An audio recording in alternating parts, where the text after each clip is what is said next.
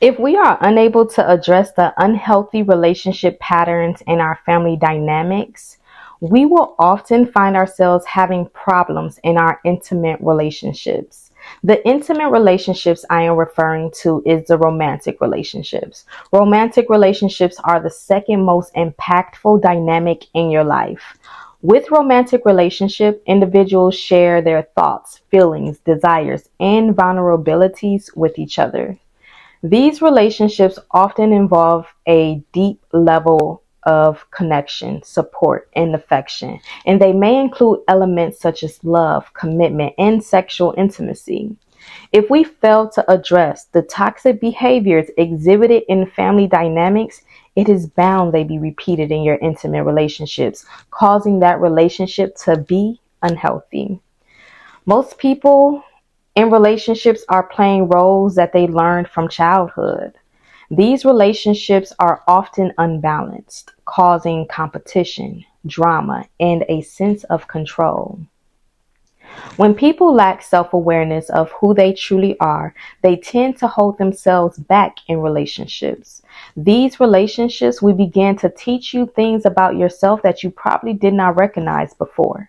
This happens because we become more conscious of ourselves by mirroring back to each other our fears, unconscious role expectations, and emotional and communication patterns.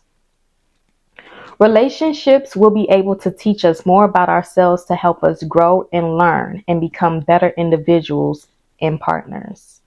If we don't sit and reflect upon ourselves and our behavior patterns in these relationship dynamics, we will find ourselves constantly entering into unhealthy cycles and relationships. The romantic relationships we are used to are typically where there is shared living environment, shared responsibility, friendship, and physical intimacy. Relationships are often clingy and based on dependency. It is common for individuals to withdraw from their friends and family and begin to base their identity within the relationship. Most relationships go down a similar path where first you feel in love and alive because someone wants you and needs you and makes you feel so special, and the rest of the world seems meaningless. Then your partner fails to meet your needs or expectation in some way, and you develop a feeling of neediness or begin acting out to get those needs met. The love that you once felt in the beginning of the relationship eventually turns into a love hate relationship because your needs are no longer being met. You both may begin to feel jealousy or resentment, and you take offense to dang near everything your partner does and says. You become possessive and controlling. You withdraw, demand, criticize, judge, blame, and attack, all in attempt to coerce your partner to go back to meeting your needs. This begins the cycle of toxicity, and some people like the toxicity because after all the slander and argument comes the makeup period. During this time, you feel so good and loving and apologetic to one another, where some people become so addictive to the cycles that your brain begins to think that that's how things should go. So then you go back to your toxic ways just to make up again.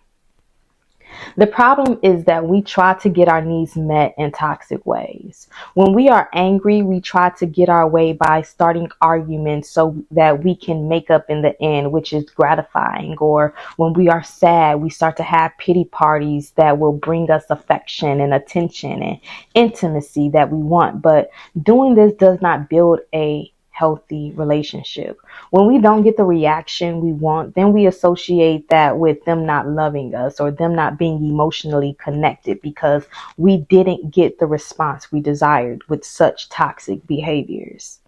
Staying in this type of relationship, we begin to affect other areas in your life and how you show up. You begin to be distracted with day-to-day responsibilities, might be quick to snap due to all of the emotional buildup, or withdraw more from the people you are closest to. You will keep the cycle going for a while until it grows so destructive that the relationship finally collapses. But while in these toxic relationships, it's so easy for us to lose ourselves in the other person. We begin to question our worth, our value, and who we truly are. Never beat yourself up or feel like you are less than because you found yourself in one of these toxic relationships. The main point is that you are aware of the situation, which means you can always change course before getting too deep. Rebuilding yourself after involving yourself in a toxic relationship may take some time. Be gentle on yourself and learn the lessons the relationship taught you. These lessons could be always given to people who are emotionally unavailable, building with potential and not the person, or even respecting or honoring yourself more. Whatever the lesson may be, you have to learn from it, or you will find yourself experience the same things with different people. So, take some time to reflect on past relationships. Were they cycles of toxicity? What were some ways you or your partner would get their needs met? Reflect on what patterns you've seen and experienced in the relationships growing up, and what kind of expectations and roles you believe should be played in your current romantic relationships.